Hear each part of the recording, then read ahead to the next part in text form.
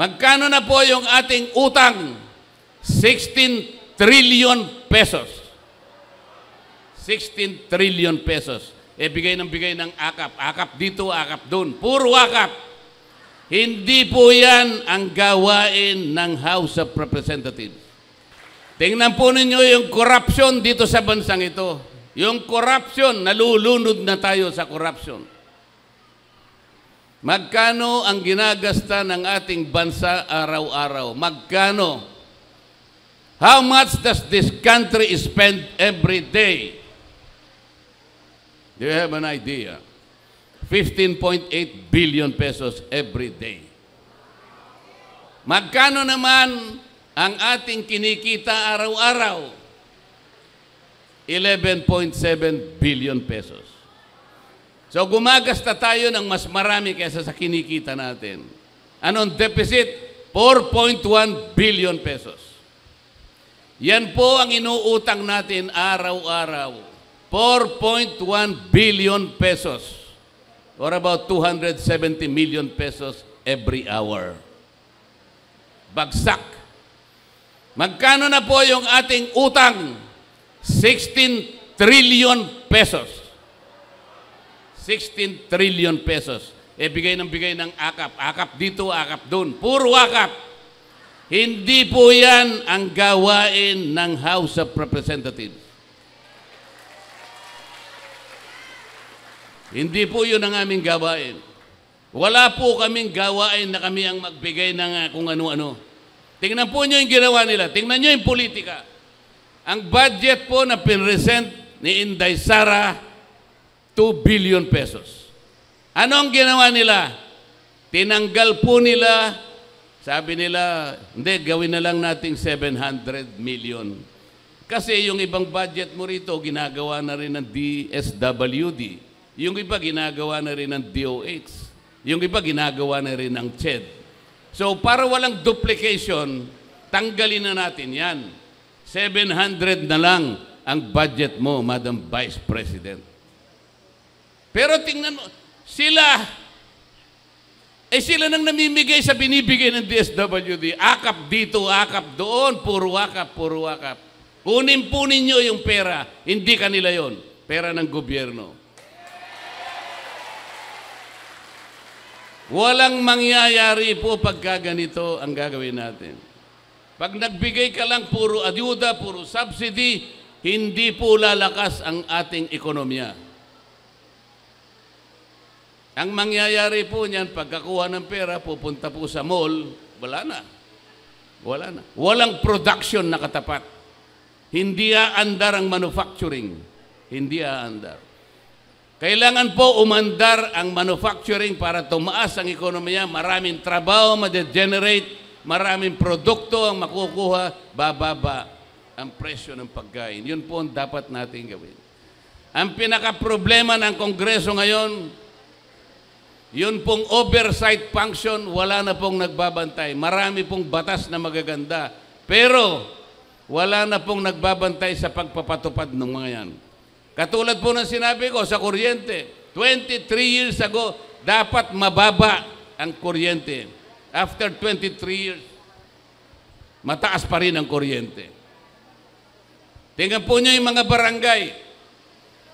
Ilan ang barangay sa buong Pilipinas? Ilang bilang po? 42,000 barangays in this country. Ilang porsyento po ng 42,000 barangays ang nakatitindig sa sariling paa? How many percent are self-reliant? 2%. 98% gumagapang. Magkano ang sweldo ng kapitan? Average, buong Pilipinas, 5,000 pesos. 5,000 pesos. Sa ibang affluent barangays, 38,000 pesos. Hindi magkakapareho. Magkano ang tanod? 800 pesos a month. Paano mabubuhay ang tanod? 800 pesos a month. 24/7 ang trabaho. Ito ang problema. Meron akong panukalang batas, ayusin sana natin ito. Sana yung agwat, yung layo ng kinikita between 5,000 pesos and 38,000 pesos, medyo mapagdikit lang ng konti. Hindi po nadinig, minsan lang nadinig yung aking panukalang batas. Kasi po kinukuha lahat ng Quadcom ang panahon. Yung magagandang panukalang batas, ayaw po nilang simulan. Ang gusto nila lamang simulan ay kung paano uusigin ang Pangulong Duterte at kung paano i-impeach ang Vice President. Kaya ako nagpunta rito para malaman ninyo ang tunay na nangyayari sa ating bansa. Pagtulungan po natin, wag ko yung mawawala ng pag-asa. Sabi ko nga po sa inyo, kahit mahirap, kahit mahaba ang laban, wag po tayong matatakot. Alam ko po yung mga tao dito sa barangay Taloma proper ay matatapang din, kagaya ng Vice President.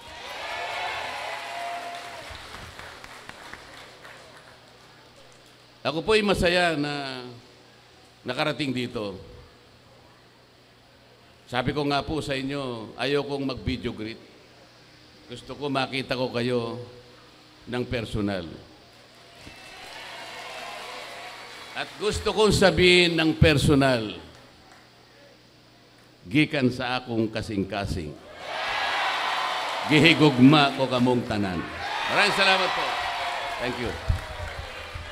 Of course, because you are upholding the law, the result is that you will be supporting the Vice President because the Vice President is in the right track. Ang sabi ko sa kanila, hindi ganito yung pamamaraan. Kinakailangan yung mga regulations natin, sundan naman natin. Ang nangyayari, ang mga tao nalalaman nila, pinupolitika natin. For example, kung talagang interesado tayo sa confidential funds, involve lahat natin ang mga officers or beneficiaries of confidential funds. Because the moment that you isolate only one office, ano na yan eh, namumulitika ka na eh, namimersecute ka na, namimersonal ka na. This is what happening to the office of the Vice President. Kaya hindi ako papayag sa ganun. The rule of law must be upheld. Kahit anong mangyari. Sir, what's in store po for Davao City in case you win a seat in the Senate? Marami. Kasi dapat ay pagtuunan natin ng pansin ang maraming problema ng Mindanao. Mindanao was been the land of promise. Grade 1 pa lang ako eh. Land of promise na yung Mindanao eh. Hanggang ngayon, ganun pa rin. Kakawatak-watak ang bansa natin. Let us bring Davao nearer to the hearts of people. Yung national na ano natin. There should be unity. Kaya ako sumama sa kanila because ang platform namin is about unity. You remember unity? And I was so happy when the President and the Vice President were both elected under the banner of unity. Only to be disappointed after 2.5 years to their term, bigla na lang because of politics, biglang magkakahiwalay ang magsasuffer ang bansa natin. How do you expect the country to rise and develop when the Vice President and the President are at loggerheads? Hindi pwede yun. Gusto ko sana, hindi ganun eh. Walang politika ganyan. At layo pa ng 2028, yun na kagad ang iniisip nila. That's the problem. Kung yung sinabi mo kanina, na kayo pong mag-abogado kay Vic, Why not? pwede po yun? Kukontrahin mo ba yun? Bakit? Wala namang inhibition ah. Ang magpo-prosecute sa kanya under our rules, 11 prosecutors coming from the House of Representatives. Eh, hindi naman ako sasama sa magpo-prosecute sa kanya because I am trying to defend the rule of law. Alam kong mali yung impeachment. There is no basis. Wala siyang paglabag. Isipin mo, ino-audit pa lang. Kapag yung account ino-audit pa lang, this is tentative. Initial ang findings. This is contestable. This is appealable. Bakit inuusgahan mo na siya as if she is a criminal? So tingnan natin kung talagang may basis yung impeachment nila. Ayaw ba nila na makalaban naman nila ako? Para makita naman nila, kasi marami rin silang abogado eh. Pero hindi ko alam if they are trial lawyers. Sir, yung impeachment complaint, diba, hindi po yun pwede pang dalawa na. Hindi pwede yung dalawa. Once an impeachment complaint was already referred to the Justice Committee, that is the first stage of initiation. Na-initiate na siya. So from then on, wala na because there should only be one impeachment complaint to be initiated per year. So kung gusto nilang mag-initiate ulit, maghintay sila ng December 2025. Sir, are you going to meet also the former president and the mayor today? Are you going also to meet them? Sino? Are you also going to meet the former president and the mayor today? Hindi ko nakuha yun. Magkikita po ba kayo nila, former president and the mayor? Hindi ko alam kung nasan siya. Is he here? Kung nandito siya, baka magkita kami bago ako umalis. Aside Is he here? Aside from here po, ano po yung other activities yung Davao po? Yung mga group of businessmen, gusto nilang makausap ako. Marami na kasing grupo na napuntahan ko. May grupo ng teachers, may grupo ng sari-sari stores, may grupo ng nagtatanim ng tabako, may grupo ng kumadrona, yung sinasabi ko sa kanila. May grupo ng scientists, ayan, mga businessmen, mga cooperatives. Yung hinihintay ko na lang na mag-invite sa akin, yung grupo ng mga organisasyon ng punerarya. What are their concerns po for meeting you po? What are their concerns? What? What are their concerns po sa pag-meeting? Gusto lang nila malaman kung ano yung platform of government, ano ba talaga yung nangyayari kasi nakikita nila ang gulo-gulo namin sa House of Representatives. Gusto nila makakuha ng first-hand information.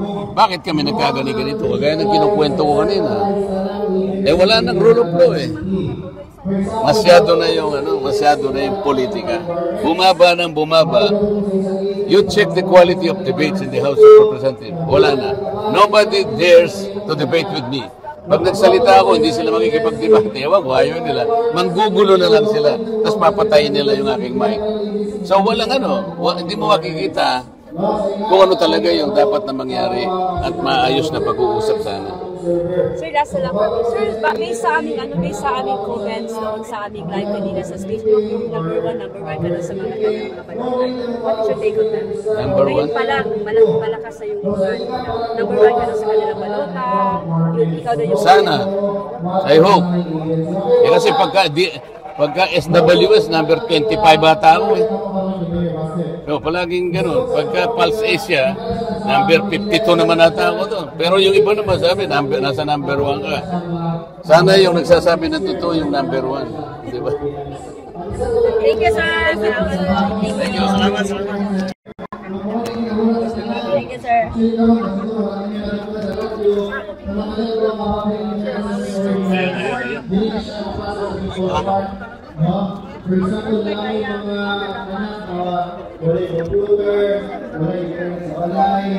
So yun guys, nagkatabaw, maraming napapapicture sa ating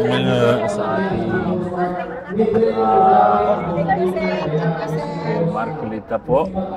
Thank you, mama.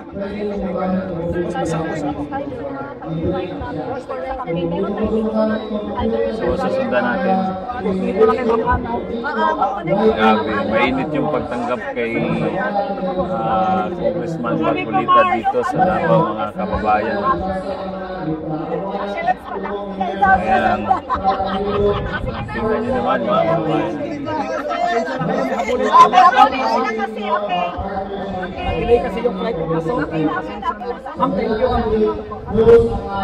Ayan. Sundan natin hanggang pag-alis. Hala. So, din balik tayo kaya kasi papunta pa yan.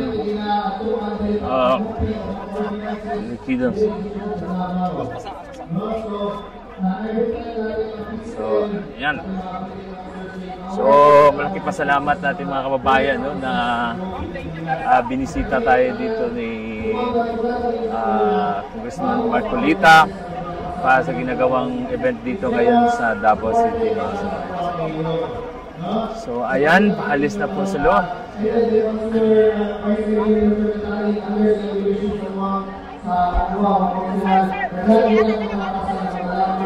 Yun. Salamat!